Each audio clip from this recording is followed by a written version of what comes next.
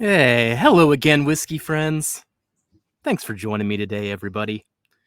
So, for today's discussion topic, this is a question that comes from an amazing whiskey friend, Todd, also a patron of the channel.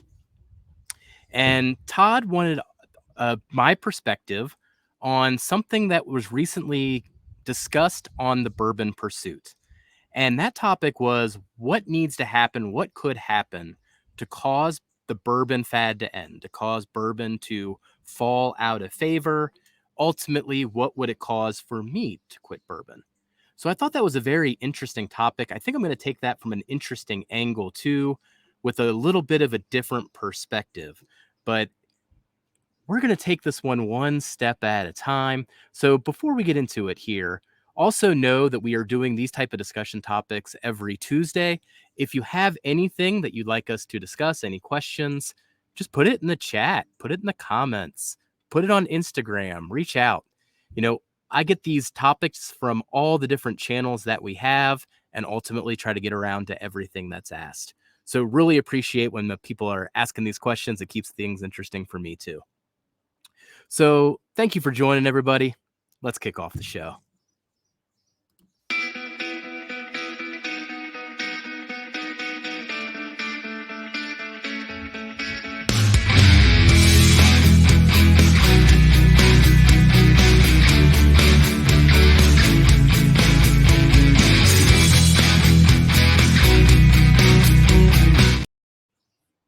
All right. While I enjoy this lovely weather here, I am going to be sipping on, man, something kind of near and dear to my heart, quite frankly. But this is coming from Wenzel Whiskey in Covington, Kentucky. This blend is called Straight Up Ruby because Ruby is my wife's middle name and she blended it. So we recently did a blending experience over at Wenzel. And man, Dana just crushed it. I sat there for like a half hour trying to beat her blend, and eventually I just tapped out UFC style and said, nope, we're buying yours. My blends stink. So cheers, everybody. Gosh, I like it a lot. So the topic at hand, once again, something that was discussed by the Bourbon Pursuit, what could cause an end to the bourbon fad, and more specifically, what would cause me to fall out of this hobby that I've loved for the past 5 years. So first off, as far as the bourbon fad is concerned, I just feel like at this point we probably reached an apex where even if it fell out of like overall extreme mainstream, likability, I think there's a baseline amount of people now that are going to be into whiskeys forever. And I think it's taken hold of enough people in their even late 20s, in their 30s, that will continue to like it most likely the rest of their lives, or at least appreciate it. And even now, I still see more people getting into the category rather than getting out. So when I go to parties, even myself, I recommend things for people to drink. I'm kind of a bad influence, I should say, because I've gotten a lot of people into whiskey over the years, and it still seems to be happening. So it's not like I've hit a point where I'm not getting people into whiskeys anymore myself. I'm seeing more and more of my friends get into it and more interest in it and just more and more enjoyment from it. So I don't think it's just going to all of a sudden dry up. Now, some people like to point to other spirits, maybe rum, maybe tequila. Frankly, because of whiskey, I am getting more into rums and tequilas and dabbling into other spirits like cognacs, armagnacs. And my angle on that is to understand the flavors because of all the finishing that's going on. I want to see what it tasted like and then what influence it put on the whiskey based on what that flavor is. So Darrell and I are getting into rums all the time. Him and I have split 21-year single barrel four squares. Just split it and enjoy it. And we've gotten into lots of cognacs and armagnacs too for all the same reasons. I've got a brandy downstairs that is absolutely delicious from Copper Kings. So I don't think another spirit is going to replace it. if nothing else, I think it's really the wider spirit category that is going to expand and be appreciated all simultaneously, because they all play off each other, especially as they use each other's casks. I just think that's really interesting. So another reason why I like lean against this, oh, the bubble's going to burst, or I'm going to be out of this in maybe a year, treating it like it's a fad, is also the baseline reasons I got into bourbon in the first place. So I got into bourbon because I gave up beer. And I gave up beer for specific reasons. I was trying to lose weight. I began to realize how many calories were in that 6-pack of beer I was drinking and why I was having difficulty maintaining my weight. And ultimately then gave up the beer to save some of those calories and to avoid the carbs, ultimately. Now, with bourbon, I'm not really getting the carbs anymore, though, those finishing casks and other things may be adding some influence there. I'm sure my honey finished barrel, has no sugar or carbs in it. But with it all being just alcohol, the calories coming from alcohol, it limits its effect on my body. We'll get back to that. And saves calories. A sip of alcohol, I mean, an ounce and a half of alcohol is still 100 calories. It's not like it's that little. And if you have a bunch of pours, hey, that can still add up in a night.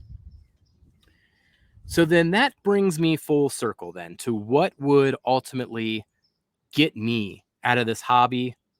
It's going to be health. It's going to be health reasons. If something took a turn for the worse, that is going to be the event that takes me out of this hobby. So in general, I do find it more difficult to maintain my weight when I've been enjoying bourbon throughout the week. I need to take whole days off. I need to take weeks off to maintain my weight. And it just makes me feel better when I'm not drinking.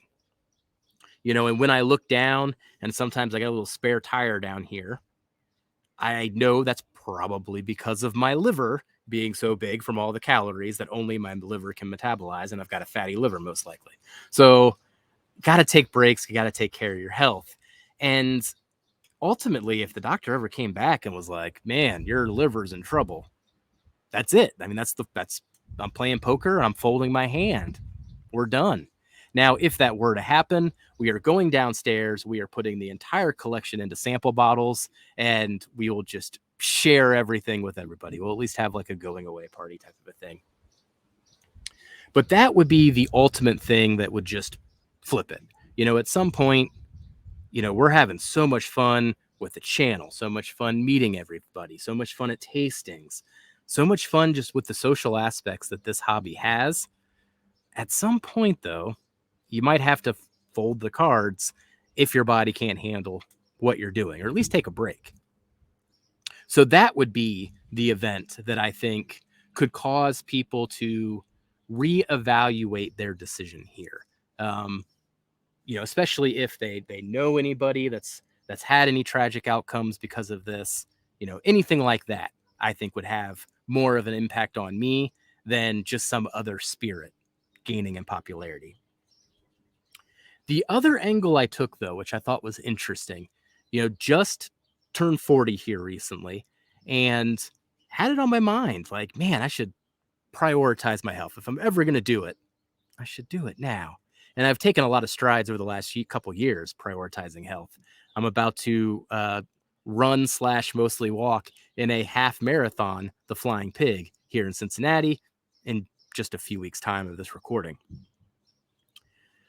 So what I was also thinking about is, well, what if my hobbies did change?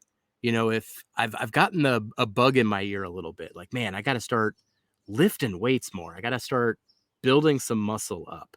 I haven't had a good amount of muscle on me in probably 15 years, coinciding a lot with the meeting of my wife and then kids. Going to the gym became less and less of a priority over those times. And I concentrate more on the cardio than I do the weightlifting. And that's probably not an entirely good strategy. So if I did get into wanting to gain muscle, I'm probably also getting into a scenario where I might need to get my testosterone levels checked, and I might have to start taking testosterone to build muscle if that were my ultimate goal. If I laid that goal out for the next year that I wanted to pack on muscle, it would come with a lot of benefits, maybe some more metabolic, flexibility, because if I have more muscle on me, I can then eat more because my body, takes more to be maintained. Sounds like a pretty good trade-off. But if I was putting all of that effort into fitness, gaining muscle, treating it like that, the alcohol would have to take a back seat. That would just have to be the outcome of such a sea change in my hobby and my, vision for myself, my goals of myself. So that's what I think is a bigger threat to bourbon than any other spirit. It would ultimately be if people just take steps back from alcohol altogether for whatever reason, maintaining their health, building up better health. I could just see that happening as a fad more than another spirit taking over. So that is my point of view on this particular subject as far as what I think it would take for the bourbon fad to go away. I don't think it's going anywhere for quite some time, and I don't think it should. The stuff is delicious, and more people are appreciating it. But me, myself, if I were to make the decision to take a step back, it would most likely be because of health reasons. So that concludes today's whiskey discussion. I would love to know what you think on this topic in the comments. Do you think this bubble's going to burst? And what would it take for you to take a step back from this hobby? So let us know in the comments there. And if you have any other ideas for future episodes of these Tuesday discussions, hey, put those in the comments as well. I love responding to these questions. This is a lot of fun for me. Well, thank you for joining me today, everybody. I'll catch you later. Goodbye, whiskey friends. Jeff, just be friends with me. But you have these whiskey friends, and you say hello again. Oh, Jeffrey, you should just be friends with me. But you have these whiskey friends, and you say hello again. Oh, Jeffrey, you should just be friends with me. But you have these whiskey friends.